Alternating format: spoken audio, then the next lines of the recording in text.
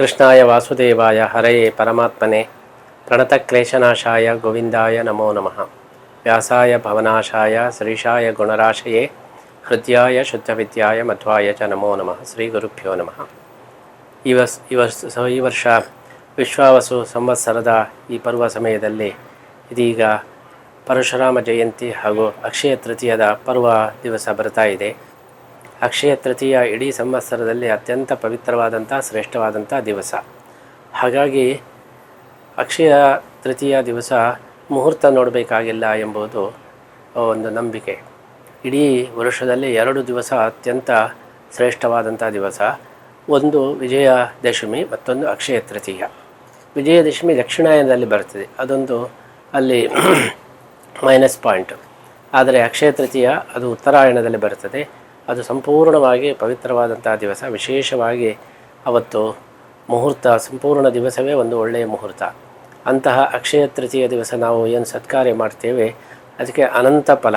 ಅಕ್ಷಯಂ ಕರ್ಮ ಯಸ್ಮಿನ್ ಪರೇ ಸ್ವರ್ಪಿತಂ. ಅವತ್ತು ನಾವು ಏನಾದರೂ ಸತ್ಕರ್ಮವನ್ನು ಭಗವಂತನಿಗೆ ಸಮರ್ಪಣೆ ಮಾಡಿದರೆ ಅಕ್ಷಯ ಫಲ ಬರೋದರಿಂದ ಅದಕ್ಕೆ ಅಕ್ಷಯ ತೃತೀಯ ಅಂತ ಹೇಳಿ ಹೆಸರಿದೆ.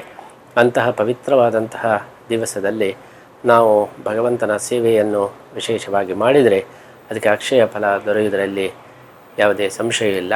ಈ ದೃಷ್ಟಿಯಲ್ಲಿ ನಾವು ಈ ವರ್ಷದ ಒಂದು ಅಕ್ಷಯ ತೃತೀಯ ದಿವಸದಂದು ಶ್ರೀಕೃಷ್ಣನಿಗೆ ಸುವರ್ಣ ತುಲಾಭಾರ ಮಾಡತಕ್ಕಂತಹ ಒಂದು ಸಂಕಲ್ಪವನ್ನು ಮಾಡಿದ್ದೇವೆ. ಪರಶುರಾಮ ಜಯಂತಿಯು ಹತ್ತಿರದಲ್ಲಿದೆ. ಇದಕ್ಕೆ ಕಾರಣ ಏನು ಹೇಳಿದರೆ, ಪರಶುರಾಮ ದೇವರು ಅವರು ಚಿನ್ನಕ್ಕೆ ಅಧಿಪತಿ. ಆದ್ದರಿಂದಲೇ ಪಾಂಡವರುಗಳು ಅವರು ಅಶ್ವಮೇಧ ಯಾಗ ಮಾಡಬೇಕು, ರಾಜಸೂಯ ಯಾಗ ಮಾಡಬೇಕು ಅಂತೇಳಿ ಹೇಳುವಾಗ ಹಣ ಎಲ್ಲಿಂದ ತರುವುದು ಅಂತೇಳಿ ಹೇಳಿದಾಗ ಅದು ಜಾಮದಗ್ನ ಪರಶುರಾಮ ದೇವರ ಒಂದು ಅನುಗ್ರಹದಿಂದ ನಾವು ಚಿನ್ನವನ್ನು ಪಡೆಯಬಹುದು ಅಂತ ಹೇಳಿ ಮಹಾಭಾರತದಲ್ಲಿ ಉಲ್ಲೇಖ ಇದೆ. ಆದ್ದರಿಂದ ಪರಶುರಾಮ ದೇವರು ಚಿನ್ನದ ಅಭಿಮಾನಿ ರೂಪ. ಆದ್ದರಿಂದ ಅಂತಹ ಪರಶುರಾಮ ಜಯಂತಿಯ ಸಂದರ್ಭ, ಅಕ್ಷಯ ತೃತೀಯದ ಈ ಸಂದರ್ಭದಲ್ಲಿ ಭಗವಂತನಿಗೆ ನಾವು ಸುವರ್ಣ ಸಮರ್ಪಣೆ ಮಾಡಿದರೆ ಅದಕ್ಕೆ ವಿಶೇಷವಾದಂತಹ ಫಲ ಇದೆ. ಆದ್ದರಿಂದ ಈ ಬಾರಿ ನಾವು ಶ್ರೀಕೃಷ್ಣನಿಗೆ ಚಿನ್ನದ ತುಲಾಭಾರವನ್ನು ಮಾಡೋದು ಅಂತ ಸಂಕಲ್ಪ ಮಾಡಿದ್ದೇವೆ. ಅವತ್ತು ಭಗವಂತನಿಗೆ ಚಿನ್ನದ ತುಲಾಭಾರ ಮಾಡಿ ಆ ಚಿನ್ನವನ್ನು, ಸುವರ್ಣವನ್ನು ನಮ್ಮ ಕೋಟಿ ಗೀತಾಲೇಖನ ಯಜ್ಞದ ಅಂಗವಾದಂತಹ ಪಾರ್ಥಸಾರಥಿ ಸುವರ್ಣ ರಥಕ್ಕೆ ಉಪಯೋಗಿಸಬೇಕು ಅಂತ ಸಂಕಲ್ಪ ಮಾಡಿದ್ದೇವೆ. ಭಕ್ತರೆಲ್ಲರೂ ಕೂಡ ಅಕ್ಷಯ ತೃತೀಯ ದಿವಸ ಚಿನ್ನ ಖರೀದಿ ಮಾಡೋದು ಇವತ್ತು ವಾಡಿಕೆಯಾಗಿದೆ.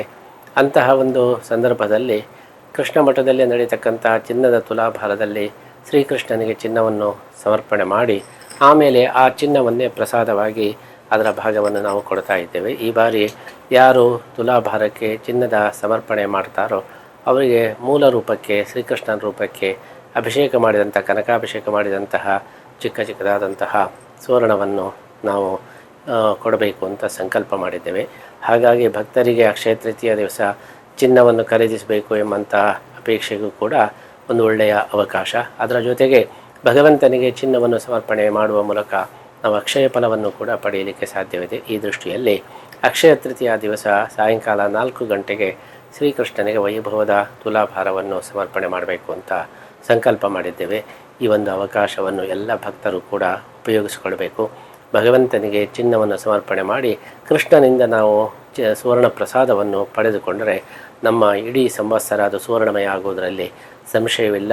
ಈ ದೃಷ್ಟಿಯಲ್ಲಿ ಬರುವ ಇದೇ ತಿಂಗಳ 30ನೇ ತಾರೀಕಿನಂದು ನಡೆಯತಕ್ಕಂಥ ಅಕ್ಷಯ ತೃತೀಯ ದಿವಸ ತುಲಾಭಾರ ಏನಿದೆ, ಸುವರ್ಣ ತುಲಾಭಾರ ಶ್ರೀಕೃಷ್ಣನಿಗೆ, ಆ ಸುವರ್ಣ ತುಲಾಭಾರ ಕಾರ್ಯಕ್ರಮದಲ್ಲಿ ನೀವೆಲ್ಲರೂ ಕೂಡ ಭಾಗವಹಿಸಬೇಕು. ಅವತ್ತು ಅನೇಕ ಸಾಂಸ್ಕೃತಿಕ ಕಾರ್ಯಕ್ರಮಗಳನ್ನು ಕೂಡ ಇಟ್ಟುಕೊಂಡಿದ್ದೇವೆ. ಸಾಯಂಕಾಲ 4 ಗಂಟೆಗೆ ನೀವೆಲ್ಲರೂ ಕೂಡ ಕೃಷ್ಣ ಮಠಕ್ಕೆ ಬಂದು ಶ್ರೀಕೃಷ್ಣನಿಗೆ ಸಮರ್ಪಿಸಲ್ಪಡತಕ್ಕಂಥ ಸುವರ್ಣ ತುಲಾಭಾರದಲ್ಲಿ ಭಾಗವಹಿಸಿ ಶ್ರೀಕೃಷ್ಣನ ಪ್ರಸಾದ ರೂಪವಾದಂತಹ ಒಂದು ಸುವರ್ಣ ಪ್ರಸಾದವನ್ನು ಕೂಡ ನೀವು ಸ್ವೀಕರಿಸಿ ಧನ್ಯರಾಗಬೇಕು ಅಂತ ನಾವು ಅಪೇಕ್ಷಿಸ್ತಾ ಇದ್ದೇವೆ. ಅದೇ ರೀತಿ ಯಾರು ಶ್ರೀಕೃಷ್ಣನಿಗೆ ಸುವರ್ಣವನ್ನು ಸಮರ್ಪಣೆ ಮಾಡಬೇಕು ಅಂತ ಹೇಳಿ ಅಪೇಕ್ಷೆ ಇದೆಯೋ ಅವರು ಇಲ್ಲೇ ಸುವರ್ಣವನ್ನು ಅವತ್ತು ಖರೀದಿಸಬಹುದು ಕೃಷ್ಣ ಮಠದಲ್ಲಿ. ಹಾಗೆ ಹಳೆಯ ಚಿನ್ನಗಳನ್ನು ಕೂಡ ತುಲಾಭಾರಕ್ಕೆ ಅರ್ಪಣೆ ಮಾಡುವ ಅವಕಾಶ ಇದೆ.